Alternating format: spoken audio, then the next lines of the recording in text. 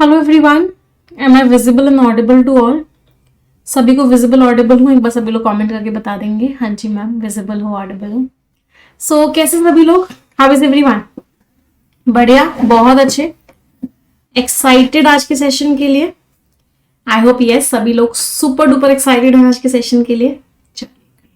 So welcome to the session. हर session में हम एक छोटी सी प्रेयर के साथ स्टार्ट करेंगे रोज। सभी लोग मेरे साथ ही रिपीट करेंगे। Dear God, dear universe, please help me stay focused. Please help me learn and understand better.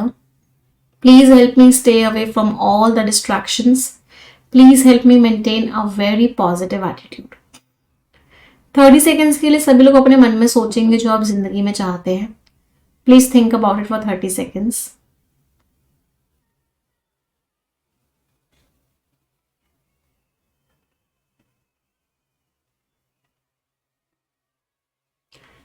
Repeat this line with me. Dear God, dear universe, please help each and every one of us get what we want in life. चलिए start करें. How is the जोश everyone? I hope it is extremely high. चलिए, तो आज जो सबसे पहला topic जिससे हम आज का सेशन स्टार्ट करने जा रहे हैं, दैट इज सेंटेंस रीअरेंजमेंट, या फिर जिसका दूसरा नाम है पैराजम्बल्स. ये अगर मैं आपसे कहूं, ये एक ऐसा टॉपिक है जो आप कोई भी एग्जामिनेशन दोगे, चाहे प्री दोगे चाहे मेंस दोगे, आपको ये टॉपिक मिलेगा ही मिलेगा.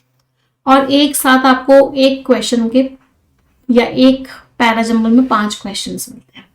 कभी कभी 2 पैराजम्बल भी एग्जामिनेशन में देखने को मिले हैं. मैं पूरी स्ट्रैटेजी समझाऊंगी, थ्योरी समझाऊंगी. उसके बाद हम बहुत सारे क्वेश्चंस प्रैक्टिस करेंगे. लगातार इस हफ्ते अगले हफ्ते हम पैराजम्बल्स करेंगे. तो आप सभी को पैराजम्बल्स के टॉपिक को बहुत स्ट्रॉन्ग बनाना है.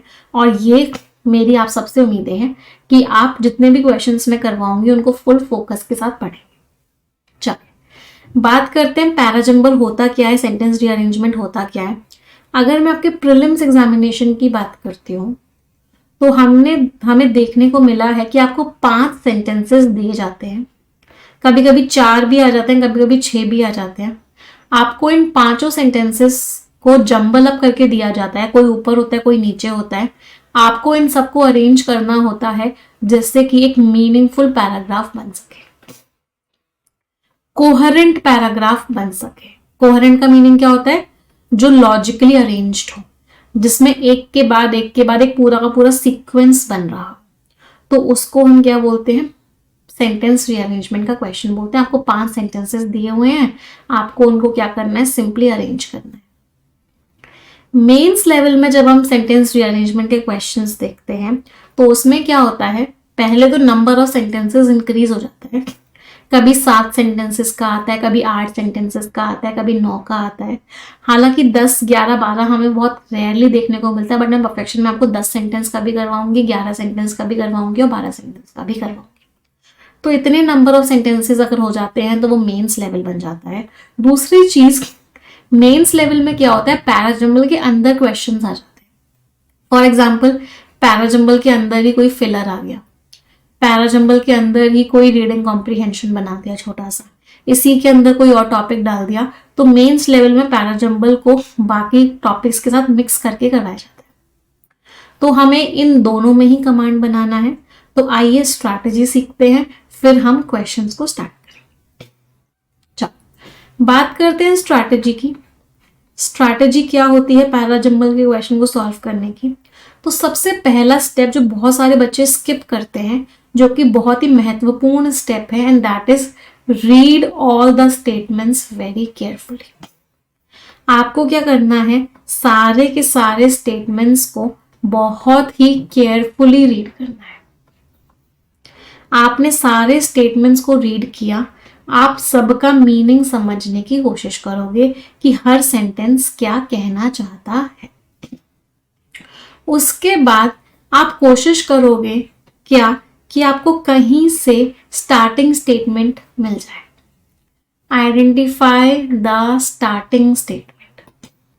कहीं से आपको क्या मिल जाए, कहीं से आपको किसी ना किसी तरीके से कैसे करके आपको स्टार्टिंग स्टेटमेंट मिल जाए। स्टार्टिंग स्टेटमेंट को ढूंढना अभी मैं आपको सिखाऊंगी जब हम क्वेश्चंस करेंगे। बेसिकली हमें कुछ हिंट्स देते हैं, जैसे कभी भी कोई स्टेटमेंट मोरओवर से स्टार्ट नहीं हो सकता। मोरओवर क्या होता है, कनेक्टर होता है, दो स्टेटमेंट के बीच में आ सकता है। कभी हाउएवर से स्टार्ट नहीं हो सकता, कभी 10 से स्टार्ट नहीं हो सकता, फाइनली से स्टार्ट नहीं हो सकता, देयरफॉर से स्टार्ट नहीं हो सकता,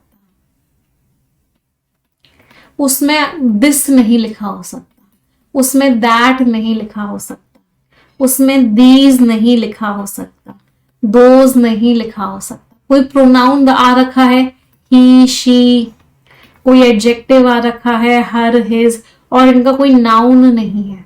बिना नाउन के ये सब नहीं आ सकते। अगर इनका नाउन है तो आ सकते हैं, लेकिन अगर इनका कोई नाउन नहीं है, डायरेक्टली ये लिखे हुए हैं, तो ये नहीं आ सकते। तो इस तरीके से थोड़ी थोड़ी सी स्ट्रैटेजी लगा के हम स्टार्टिंग स्टेटमेंट को आइडेंटिफाई करते हैं। बट से स्टार्ट नहीं हो सकता। अब एक गलती जो बहुत सारे लोग करते हैं स्टार्टिंग स्टेटमेंट को आइडेंटिफाई करने में, उस चीज को बहुत क्लियरली बता देती हूँ। बहुत सारे लोगों को लगता है कि इट से भी स्टार्टिंग स्टेटमेंट नहीं हो सकता, बट इट से स्टार्टिंग स्टेटमेंट हो सकता है। इट से स्टार्टिंग स्टेटमेंट क्यों हो सकता है? इट से स्टार्टिंग स्टेटमेंट इसलिए हो सकता है क्योंकि इट जो है बहुत बार एक स्यूडो सब्जेक्ट का रोल प्ले करता है।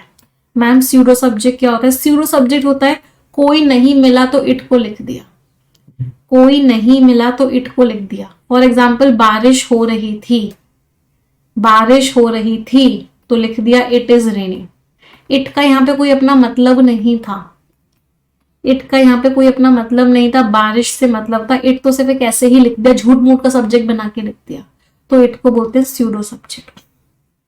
तो इट से स्टार्ट हो सकता है, इस बात को मत अपने मन में रखना कि इट से स्टार्ट नहीं हो सकता। हाँ, इट से एक जगह स्टार्ट नहीं हो सकता, जब इट किसी नाउन का प्रोनाउन हो। जब इट क्या हो? किसी नाउन का प्रोनाउन हो। फॉर एग्जाम्पल मैंने लिखा इट सेड, उसने बोला, दैट। उसने बोला, किसने बोला भाई? इस इट का कोई नाम तो होगा। तो जब किसी का नाम हो इट, या किसी इंसान की जगह किसी चीज की जगह इट यूज हो रहा हो, वो किसी का नाम हो, तो उस केस में इट को स्टार्टिंग नहीं आ सकता। It can not be the starting statement. हाँ, अगर ऐसे लिखा हुआ होता कि ऐसा कहा जाता है, इसका मतलब है उसने कहा, और इसका मतलब है ऐसा कहा जाता है।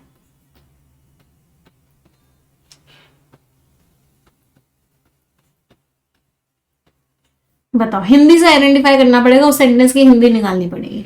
उसने कहा, किसने कहा भाई? पहले उस इंसान का नाम तो बता दो, किसने कहा, इसका मतलब ये स्टार्टिंग नहीं हो सकता। ऐसा कहा जाता है, किसी इंसान की बात नहीं हो रही, ऐसा नॉर्मली कहा जाता है, इसका मतलब स्टार्टिंग हो सकता है। बहुत गहरे कॉन्सेप्ट्स हैं, प्लीज ध्यान से समझिएगा। चलो, क्या ये बात समझ में आई सभी को? एवरीवन? चलो, तो दूसरा स्टेप क्या हो गया? दूसरा स्टेप हो गया स्टार्टिंग स्टेटमेंट को आइडेंटिफाई। उसके बाद आते हैं स्टेप नंबर 3 पे। अभी ये थ्योरी उतनी क्लियर नहीं होगी, जब क्वेश्चंस की प्रैक्टिस करेंगे तब और क्लियर होगी। इंग्लिश में थ्योरी से चीजें समझ में नहीं आती है, प्रैक्टिस से समझ में आती है। तो क्वेश्चंस की प्रैक्टिस करेंगे तो ये सारे कॉन्सेप्ट्स बार बार रिपीट होंगे, तो अपने आप क्लियर होना शुरू हो जाएंगे। स्टेप नंबर 3 है मेक पेयर्स। क्या बनाने हैं? पेयर बनाने हैं। पेयर का मतलब क्या है कि इसके बाद कौन सा स्टेटमेंट आएगा, ये आइडेंटिफाई करना है। अब पेयर्स कैसे बनाओगे? पेयर्स बनाने का एक तरीका होता है, नाउन और प्रोनाउन का पेयर बनता है। नाउन और प्रोनाउन का पेयर बनता है, इसका मतलब क्या है? राम लिखा हुआ है और राम की ही बात हो रही है, ही, तो पहले राम वाला स्टेटमेंट आएगा और फिर ही वाला स्टेटमेंट आएगा। सिमिलरली नाउन और एडजेक्टिव का पेयर बनता है। राम लिखा हुआ है, हिज लिखा हुआ है, तो पहले राम वाला पेयर आएगा फिर हिज आएगा। तो नाउन और प्रोनाउन का पेयर बनता है, नाउन और एडजेक्टिव का पेयर बनता है। सिमिलरली दिस और दैट से बहुत पेयर्स बनते हैं। दिस बुक लिखा हुआ है, तो दिस बुक लिखा हुआ है, उससे पहले उस बुक का नाम बताना पड़ेगा। दैट बुक लिखा है, तो दैट बुक लिखा है, उससे पहले बुक का नाम बताना पड़ेगा। तो दिस, दैट, दीज, दोज, सच, इनकी हेल्प से क्या होता है, इनकी हेल्प से बहुत सारे पेयर्स बन जाते हैं। फिर उसके बाद किसकी हेल्प से पेयर बनते हैं, आर्टिकल्स की हेल्प से बहुत सारे पेयर्स बनते हैं। आ बुक लिखा हुआ है, द बुक लिखा हुआ है, तो आ आर्टिकल वाला पहले आएगा, द आर्टिकल वाला बाद में आएगा। आई मेट अ मैन, मैं एक इंसान से मिली, the man's name was Ram, उस इंसान का नाम राम था। तो आ मैन वाला स्टेटमेंट पहले आएगा, द मैन वाला स्टेटमेंट क्या होगा, द मैन वाला स्टेटमेंट बाद में आएगा। तो इस तरीके से पेयर्स बनाए जाते हैं। उसके बाद पेयर्स बनाए जाते हैं कंजंक्शन की हेल्प से। कंजंक्शंस की हेल्प से पेयर्स कैसे बनाते हैं, कंजंक्शन की हेल्प से पेयर्स बनाते हैं। बट लिखा हुआ है, तो बट क्या करता है, बट जो है दो अलग अलग चीजों को कनेक्ट करता है। बट का मीनिंग होता है लेकिन। तो इसका मतलब अगर इससे पहले कोई अच्छी बात हो रही है तो इसके बाद कोई खराब बात होगी, इससे पहले कोई खराब बात हो रही थी तो इसके बाद कोई अच्छी बात होगी। तो बट क्या करता है, कॉन्ट्रास्ट कर देता है, मतलब दो ऑपोजिट टोन्स को कनेक्ट करता है। पॉजिटिव को नेगेटिव से करेगा, नेगेटिव को पॉजिटिव से करेगा। हाउएवर लिखा हुआ है, हाउएवर भी यही करता है, दो ऑपोजिट टोन्स को कनेक्ट कर देता है। पॉजिटिव को नेगेटिव से करेगा, नेगेटिव को पॉजिटिव से कर देगा। ये कौन सी डिग्री के कनेक्टर्स होते, कैटेगरी के कनेक्टर्स होते हैं, कॉन्ट्रास्ट। तो कॉन्ट्रास्ट कैटेगरी के जो कनेक्टर्स होते हैं वो अलग अलग टोन्स को कनेक्ट करते हैं। फिर अगर मोर ओवर लिखा हुआ है, मोर ओवर का मतलब क्या होता है, आप इंफॉर्मेशन ऐड कर रहे हो, ये एडिशनल कैटेगरी का कनेक्टर होता है। पॉजिटिव को पॉजिटिव से करता है, नेगेटिव को नेगेटिव से करता है। तो ये दोनों सेम टोन्स को कनेक्ट करेगा।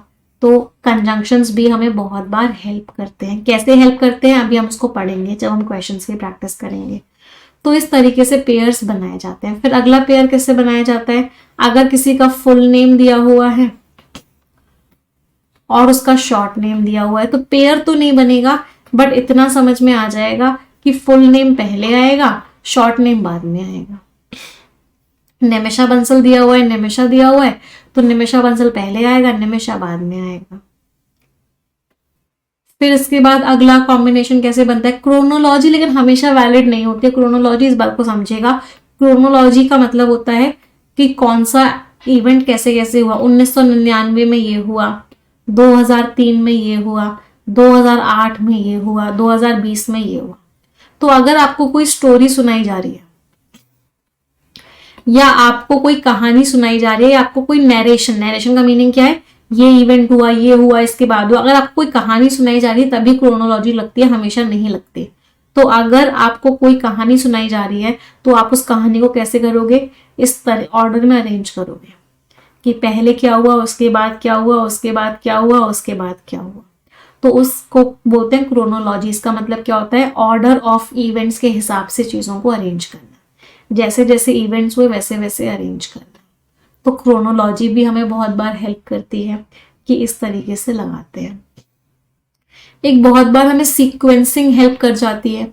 सीक्वेंसिंग हेल्प करने का मतलब क्या होता है कि पहले किसी चीज का इंट्रोडक्शन दिया, फिर उसकी डिटेल्स बताई, फिर उसके फायदे बताए, फिर उसके नुकसान बताए, और फिर नुकसानों को सही करने के लिए सजेशन दिया। तो बहुत बार हमें इस तरीके से भी हेल्प मिल जाती है कि आप सीक्वेंसिंग कर लो, पहले इंट्रोडक्शन लगाओ, फिर डिटेल्स लिखो, फिर फायदे, फिर नुकसान, और लास्ट में सजेशन। जनरली जो सजेशन दिए जाते हैं वो हमेशा लास्ट में ही लगाते हैं। तो इस तरीके से पैराजम्बल्स को सॉल्व करते हैं। क्या मुझे बताओ, ऊपर ऊपर से समझ में आया कि कैसे होता है, अब एक्चुअल तो तभी समझ में आएगा जब क्वेश्चंस करेंगे। चल विद से बिल्कुल स्टार्ट हो सकता है। चल तो कुछ क्वेश्चंस देखते हैं, उसकी बेसिस पे समझने की कोशिश करते हैं कि भाई सेंटेंस रीअरेंजमेंट होता क्या है। तो क्या सभी को ये दिख रहा है, या इससे पहले ना कुछ एक दूसरा करते हैं, इसकी बात करेंगे। पहले मुझे बताना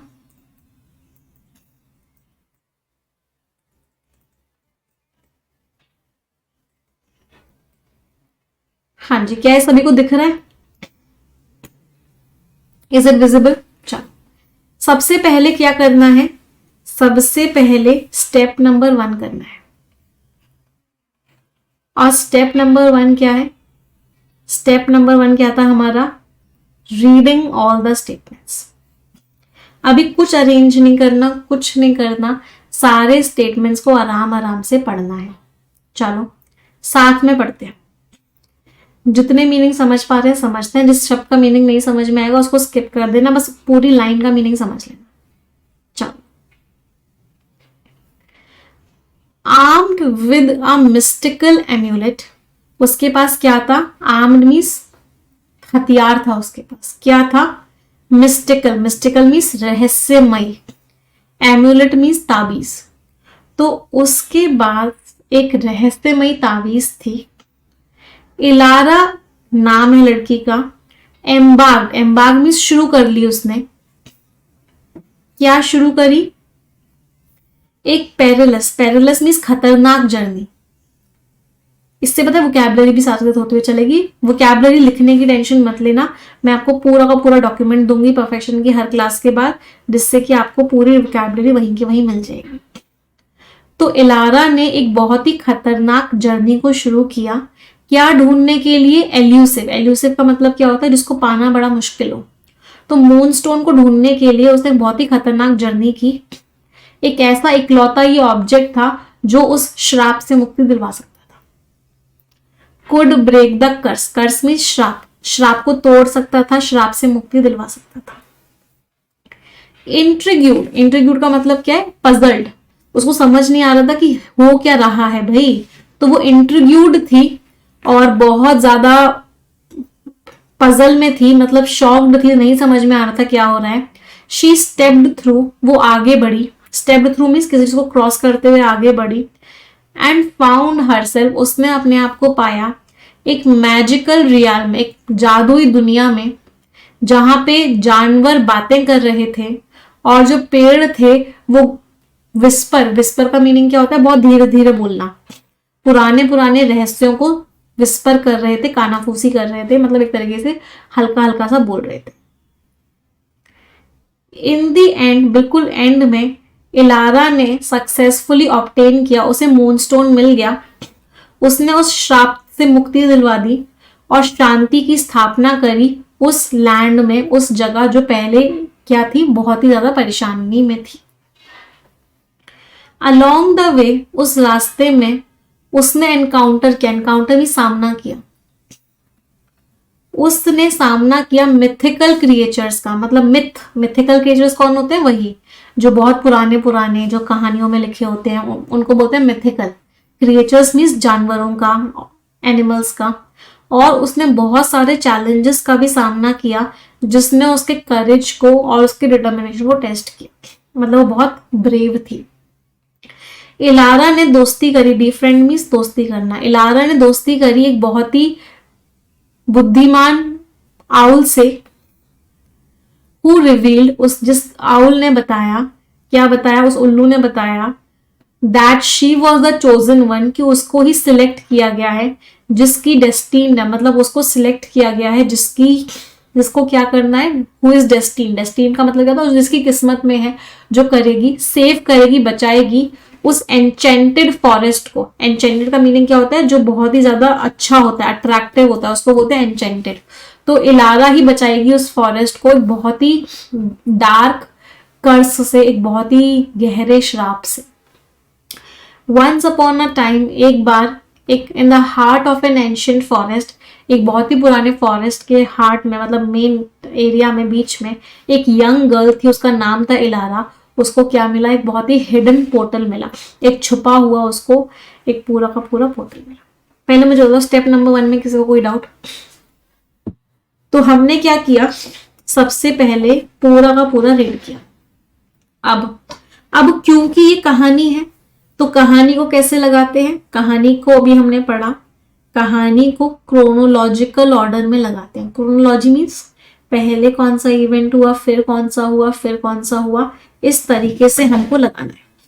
चलो, कहानी शुरू कहां से हुई, ये तो चलो एंड की बात है, तो इतना समझ में आ रहा है इन द एंड लिखा भी हुआ है, तो ऐसा लग रहा है आर जो है कहीं पीछे की तरफ आएगा। कहानी शुरू कहां से हुई, जनरली कहानियां हमने पढ़ा है वंस अपॉन अ टाइम में शुरू होती है, once upon a time in Mumbai, एक मूवी का नाम भी था ना। तो ये समझ में आ रहा है यू से कहानी शुरू हुई कि एक लड़की थी और उसको एक बहुत ही हिडन पोर्टल मिला। चलो, अब उसे पोर्टल मिल गया तो उसने क्या किया, बताओ यू के बाद क्या लग रहा है, कहानी बनानी है पूरी की पूरी, कहानी बना लोगे आंसर तक पहुंच जाओगे। चलो, उसके पास एक ताबीज थी तो उसने क्या की, एक जर्नी शुरू करी कि वो क्या करेगी, मून स्टोन को कैप्चर करेगी। तो अभी पी को देखते हैं, पी के बाद क्या आएगा। उसने जर्नी चालू करी, वो ऑब्जेक्ट जो कर्स को तोड़ सकता है। चलो, अब यहां पे क्या ये समझ में आ रहा है, द कर्स, आ कर्स, थोड़े थोड़े पेयर्स बनाएंगे। अब अगला स्टेप क्या था, स्टार्टिंग सेगमेंट को आइडेंटिफाई करने के बाद अगला स्टेप क्या था, पेयर्स बनाना।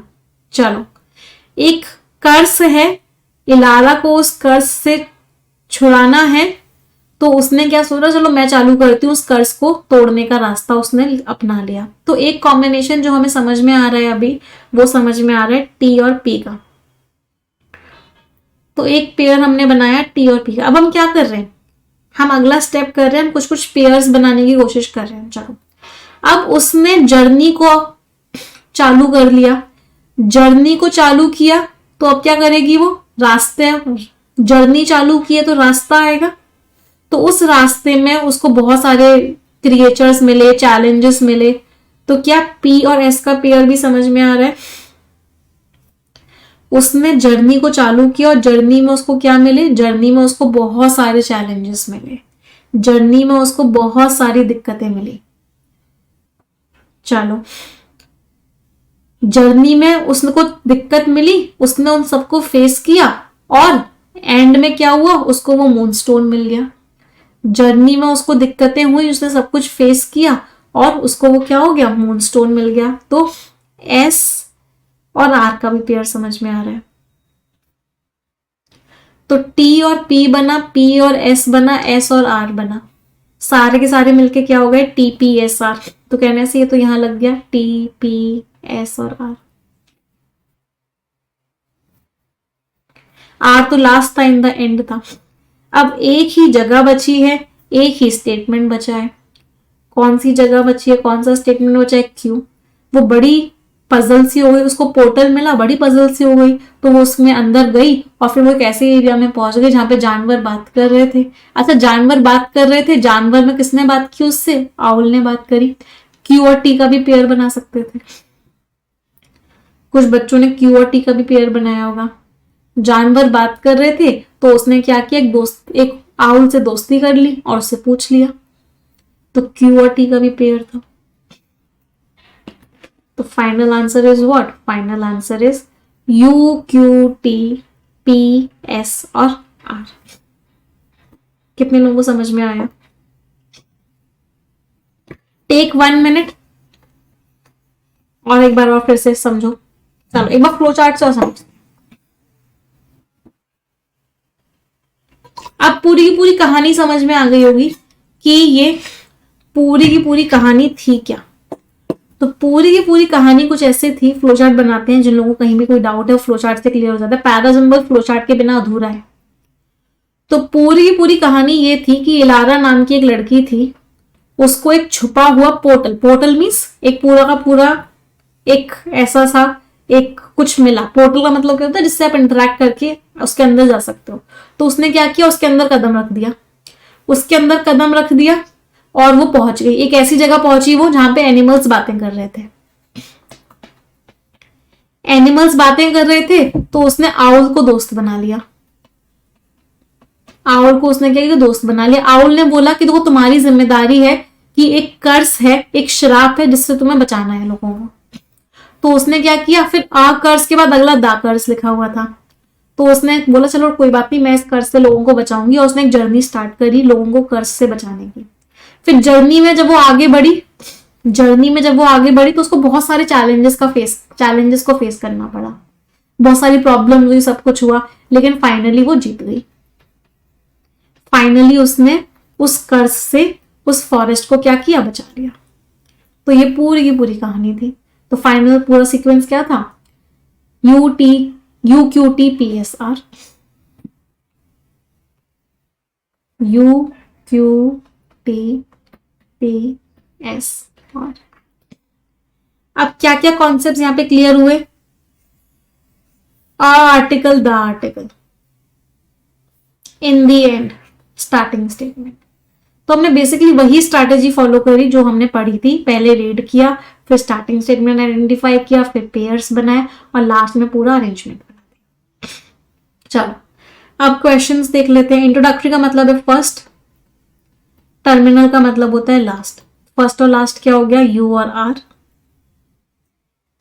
एंटी पेनल्टीमेट का मीनिंग होता है थर्ड लास्ट, पेनल्टीमेट का मीनिंग होता है सेकेंड लास्ट। थर्ड लास्ट और सेकेंड लास्ट क्या हो गया, थर्ड लास्ट है पी, सेकेंड लास्ट है एस। तो पी और एस तीन कॉन्जिक्यूटिव का मतलब क्या होता है, एक के बाद एक। तो UQTPSR था, UTP नहीं है, QSR भी नहीं है, QRU भी नहीं है, TPS है। तो आंसर क्या हो गया, डी। थर्ड और फोर्थ कौन कौन से थे, थर्ड और फोर्थ थे टी और पी। सेकंड क्या था, सेकंड था, समझ आया सभी को। तो ये हमने पहला वाला किया, and that is story based. अब एक स्टोरी बेस्ड मैंने आपको करवाया है, अब एक स्टोरी बेस्ड आप लोग खुद से ट्राई करोगे। 3 मिनट का टाइम है सभी के पास। किसी शब्द का मीनिंग नहीं समझ में आ रहा है, कोई बात नहीं है, मैं आपको सारी लाइंस की मीनिंग समझा रही हूं, उसके बाद आपको 3 मिनट दूंगी और आप ट्राई करोगे, ठीक है। Determined to set things right, उसने एक डिटर्मिनेशन ले लिया, एक मकसद बना लिया कि मैं चीजों को ठीक करूंगा। ही एम्बार्क्ड ऑन का मीनिंग अभी हमने बोला स्टार्टेड, उसने एक स्टार्ट किया, क्या स्टार्ट किया, एक क्वेस्ट मीन सर्च। उसने चीजों को ढूंढना स्टार्ट किया कि उसको रास्ता मिले कि वो अपने टाइम में वापस जा सके और रोक सके उन कैटास्ट्रॉफिक मीन तबाही मचा देने वाले इवेंट्स को जो उसने विटनेस किए हैं, देखे। शॉक्ड बाय द, वो एकदम शॉक्ड हो गया डिस्टोपियन वर्ड से। याद है आज हिंदू एडिटोरियल में डिस्टोपियन वर्ड पढ़ा था, डिस्टोपियन मीन सब जगह तबाही तबाही है। तो वो एकदम शॉक हो गया कि तबाही बच रखी है इस पूरी दुनिया में, वो दुनिया जो इसने देखी। अलेक्जेंडर ने पता लगाया कि उसने जो खुद इन्वेंट किया है, जो उसने खुद ढूंढा है, इसकी वजह से सब जगह तबाही मच चुकी है। डिजास्ट्रस मीन्स तबाही मचा देने वाले, कॉन्सिक्वेंसेस मीन्स रिजल्ट्स हुए। थ्रू अ सीरीज ऑफ, बहुत सारे उसने हार्ट पाउंडिंग मीन्स दिल धक धक करे तेज तेज, मतलब बहुत ही एक्साइटिंग। तो उसने बहुत ही एक्साइटिंग एडवेंचर्स किए, आगे रास्ते पे बढ़ा। अलेक्जेंडर ने फेस किया मॉरल डिलेमास मीन्स ये सही है या गलत है। मॉरल डिलेमा होता है जब आप कंफ्यूजन में होते हो कि क्या सही है क्या गलत है, उसको बोलते हैं मॉरल डिलेमास। तो उसने बहुत ही ऐसी चीजों को उसका सामना किया और उसने पता लगाया कि जो जो उसने इन्वेंट किया है उसका क्या इम्पैक्ट पड़ेगा समय रहते रहे, on the fabric of time, समय के हिसाब से क्या क्या उसका इम्पैक्ट पड़ेगा। अलोंग द वे, रास्ते में अलेक्जेंडर को कौन मिले, अ ग्रुप ऑफ रिबेल्स मिले, कुल ग्रुप ऑफ पीपल मिले। रिबेल्स कौन होते हैं, रिबेल्स होते हैं जो लोग विद्रोह करते हैं, जो उसके मिशन पे विश्वास करते थे, और उन्होंने जॉइंट फोर्सेस, अलेक्जेंडर ने उनके साथ हाथ मिला लिया, जिससे कि वो उस ऑपरेसिव रेजिम, जो सरकार है वहां की, जो रूल कर रही है, जो लोगों को दबा रही है, उसको वो हटा सके। प्रोफेसर अलेक्जेंडर हैरिसन, जो कि बहुत ही ब्रिलियंट साइंटिस्ट थे, उन्होंने एक टाइम ट्रैवलिंग मशीन को इन्वेंट किया, जिसकी वजह से वो किस साल में पहुंच गए, 2150 में पहुंच गए। 3 मिनट है सबके पास, ट्राई करो, नहीं तो मैं समझाऊंगी। चलो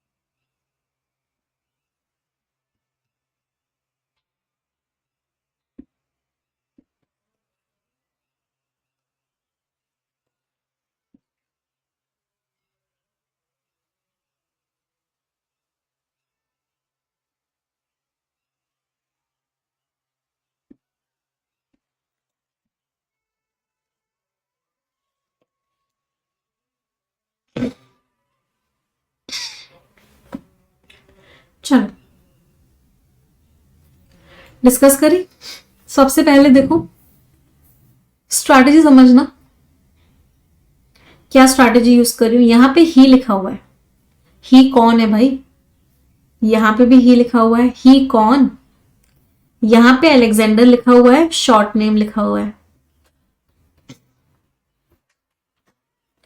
यहां पे भी अलेक्जेंडर लिखा हुआ है, शॉर्ट नेम लिखा हुआ है।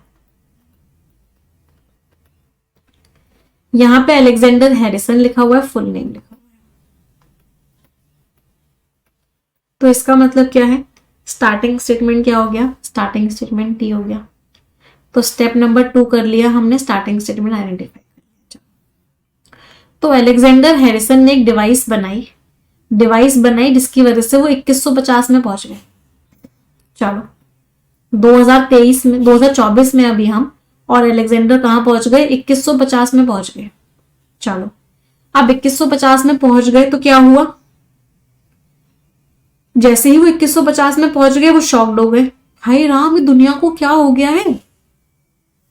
डिस्टोपियन वर्ल्ड ही एनकाउंटर, उन्होंने क्या देखा, उन्होंने देखा कि हाय राम दुनिया को ये क्या हो गया है, दुनिया इतनी तबाह कैसे हो चुकी है।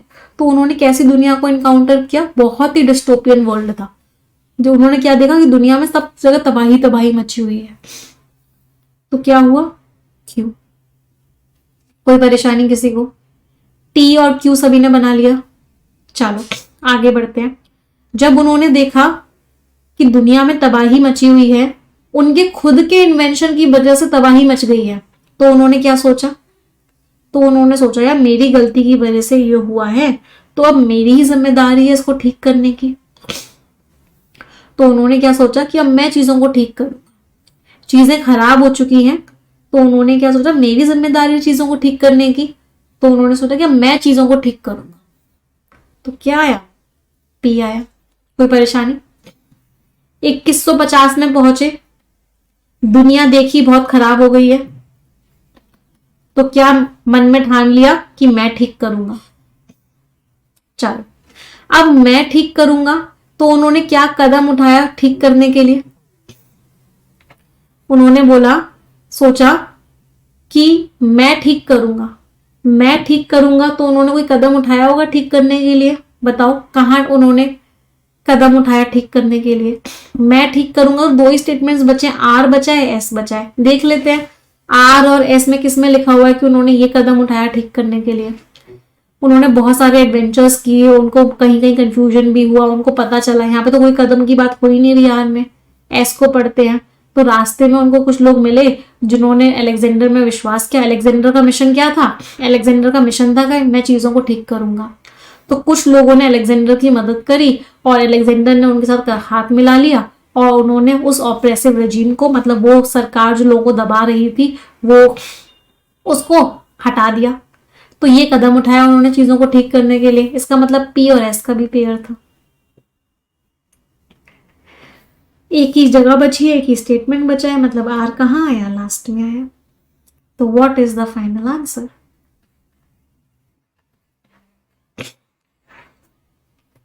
T Q P S and R. कितने लोगों का ठीक निकला, I hope many of you. चलो जिन लोगों का भी गलत निकल रहा है परेशान मत हो, अभी स्टार्ट कर रहे हैं। जैसे जैसे और प्रैक्टिस करते जाएंगे, जैसे जैसे और अच्छा करते जाएंगे, वैसे वैसे कॉन्फिडेंस आता जाएगा। ये मत सोचना आज पहली क्लास है तो आज से ही सही निकलना शुरू हो जाएंगे। चलो एक बार फ्लो चार्ट बना ले पहले।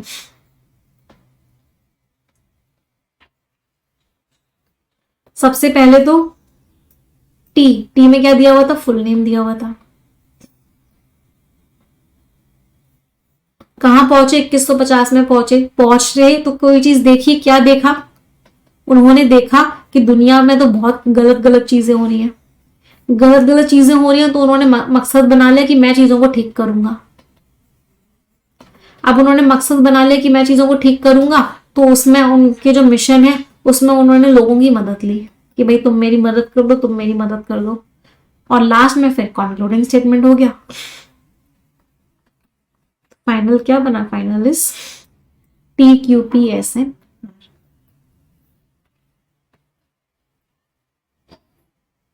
चलो, introductory means first, terminal means last.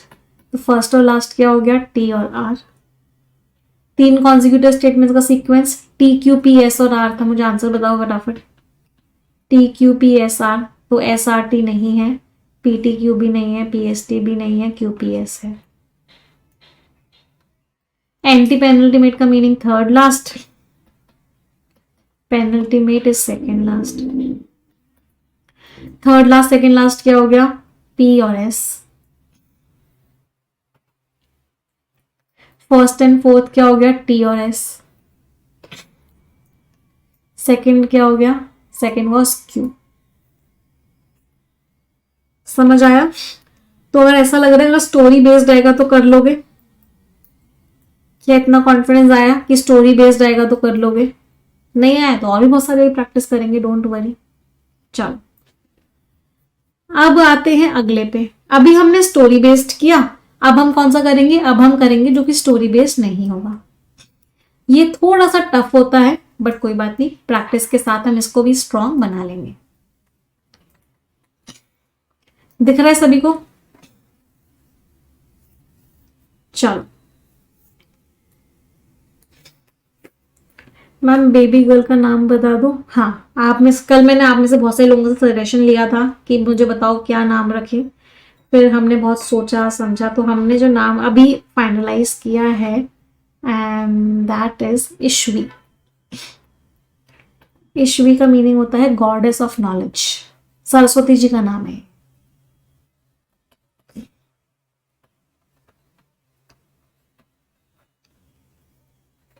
And मिलवाऊंगी मैं आपको बहुत जल्दी ईश्वी से।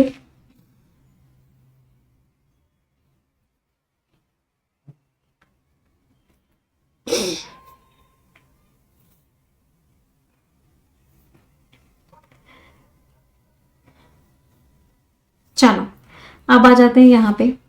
सबसे पहला स्टेप क्या होता है? The very first step is reading. पहले मैं चाहूंगी आप लोग रीड करें, फिर मैं समझाऊंगी। सभी के पास 1.5 मिनट का टाइम है रीड करने के लिए सारे स्टेटमेंट्स को। अभी अरेंज नहीं करना, सिर्फ रीड करना।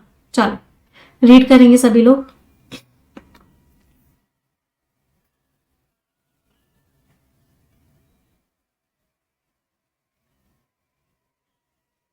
सभी लोग रीड करेंगे एक बार।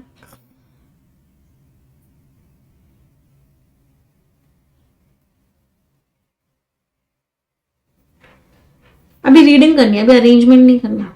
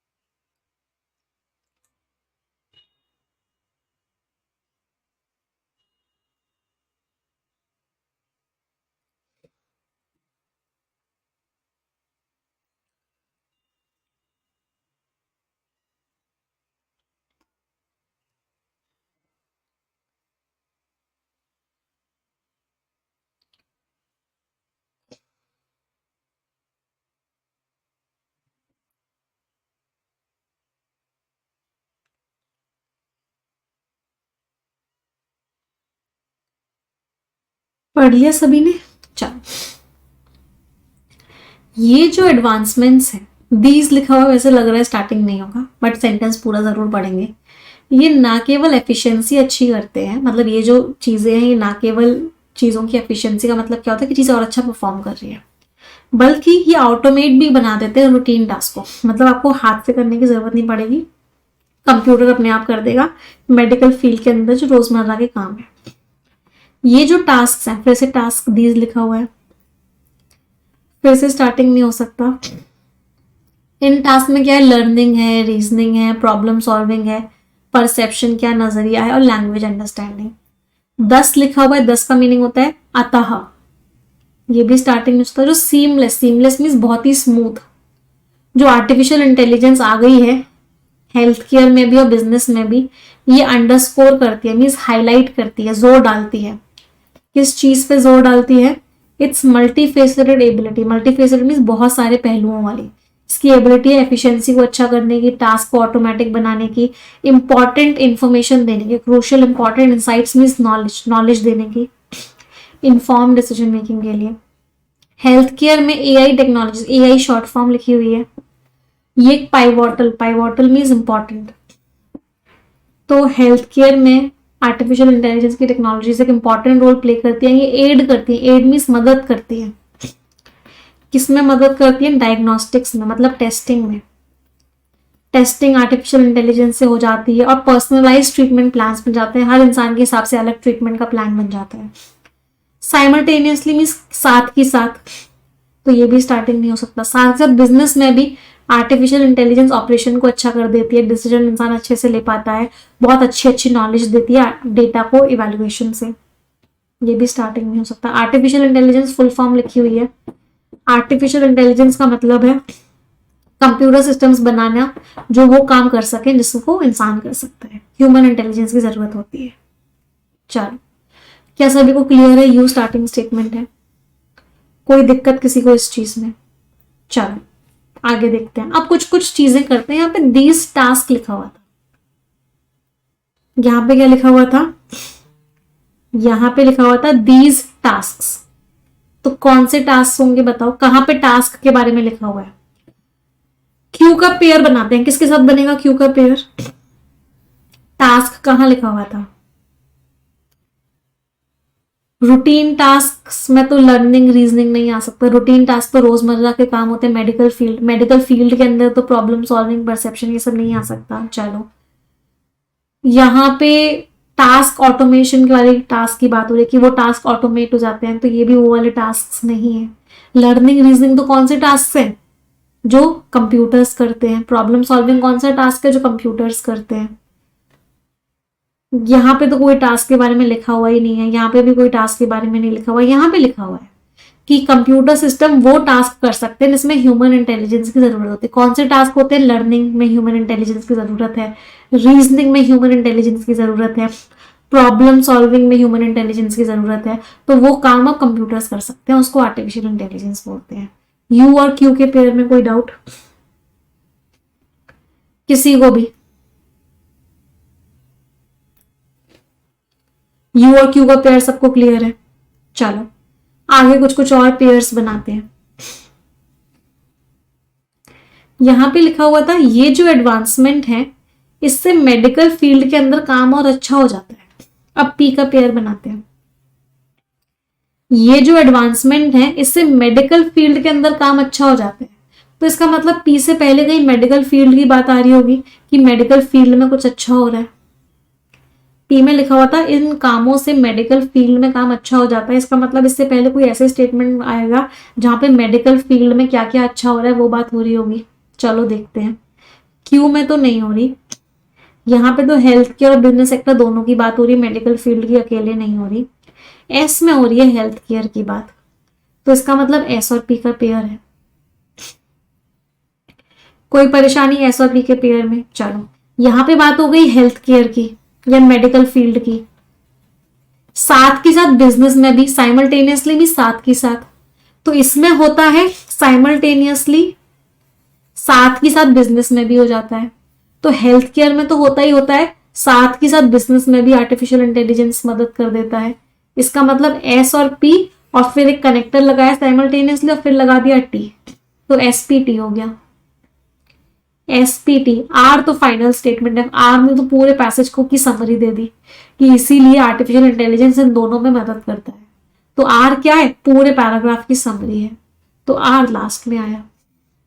तो SPT कहाँ आया यहाँ पे? तो फाइनल सीक्वेंस क्या हो गया? Final sequence is UQSPT and R। कितने लोगों का ठीक निकला? I hope many of you. चलो फ्लो चार्ट बना ले। अब पहले आर्टिफिशियल इंटेलिजेंस की फुल फॉर्म लिखी हुई थी,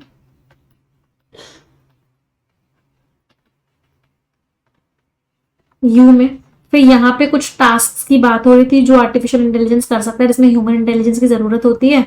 वहां पे उन टास्क का नाम दे रखा था कि इन टास्क में क्या क्या आता है।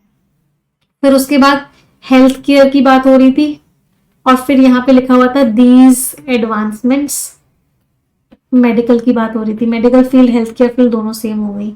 उसके बाद साइमल्टेनियसली कनेक्टर लगा हुआ था, लिखा हुआ था बिजनेस में भी हेल्प हो जाती है, और लास्ट में 10 लिखा हुआ था और पूरे की समझ ली। तो final sequences what? Final sequences UQSPTR, SPT and R। कोई परेशानी किसी को? सेकेंड स्टेटमेंट क्या हो गया? Q। सिक्स्थ स्टेटमेंट क्या हो गया? R। थर्ड स्टेटमेंट क्या हो गया? UQS था। 3 कॉन्जिक्यूटिव क्या था? UQSPTR। SQR नहीं है, QTP भी नहीं है, PTR है, RQT नहीं है, SQP नहीं है। First statement is U। समझ आए सभी को? कोई भी परेशानी किसी को किसी भी प्रकार की? चलो अब क्या करेंगे? अब एक पैराजंबल मैं आपको होमवर्क में दे रही हूं, तो ये सभी के लिए होमवर्क का पैराजंबल है। इसको सभी के सभी लोग करके लाएंगे और इसको हम मंडे की क्लास में डिस्कस करें। So this is a homework parajumble for all of you. सभी लोग करके लाएंगे, सबसे एक्सपेक्ट करूंगी करके लाएंगे। यस अब कुछ इंपॉर्टेंट बातें कर लेते हैं भी, जरूरी है इंपॉर्टेंट बातें करना। पहली चीज तो बहुत सारे बच्चे यहाँ पे क्या बात कर रहे हैं मैम? SBI क्लर्क मेंस के लिए। SBI क्लर्क मेंस के लिए क्योंकि अब 3 से 4 दिन ही बचे हुए हैं बेटा। एक तो कल फ्राइडे का दिन है, फ्राइडे को हम हमेशा मिक्स्ड क्वेश्चंस करते हैं, सभी को पता है। तो कल आप लोगों को मैं SBI क्लर्क मेंस के क्वेश्चंस करवाऊंगी। कल मैंने करवाए थे, वेंसडे को करवाए थे, और अब फ्राइडे को दैट इज टुमारो फिर से होंगे। So don't worry at all. और भी बहुत सारी क्लासेस परफेक्शन 1.0 में मेंस लेवल की रिकॉर्डेड हैं, जिनकी वो वहां पे मिस हुई है वो एक बार जरूर देख लेना। मॉक टेस्ट भी आपको मिल जाएंगे वहां पे बहुत सारे SBI क्लर्क मेंस के, और बहुत सारी क्लासेस भी मिल जाएंगी। दूसरी बात, परफेक्शन 2.0 आज मैंने आप सभी के लिए पैराजंबल्स की क्लास ली है। बहुत सारे बच्चों को लगेगा स्टार्टिंग में कुछ भी समझ नहीं आ रहा, Day 1, Day 2, Day 3 ऐसा हो सकता है 5 दिन तक भी ऐसा लगे कुछ भी समझ में नहीं आ रहा है। और ये बहुत नॉर्मल सी चीज है, परफेक्शन बैच में मैक्सिमम लोगों के साथ होगा।